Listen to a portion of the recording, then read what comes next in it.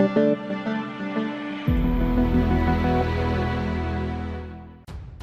to hard reset Redmi Note 9. Step 1. First of all, switch off the smartphone by holding the power key for a few seconds. Step 2. Secondly, push and hold the volume up and power buttons together for a couple of seconds. Step 3. When you see Redmi logo on the screen, release all keys. For further detailed guide, please check the link in the description. There you will find further steps on how to hard reset your smartphone. For further detailed guide, please check the link in the description. There you will find further steps on how to hard reset your smartphone. For further detailed guide, please check the link in the description. There you will find further steps on how to hard reset your smartphone.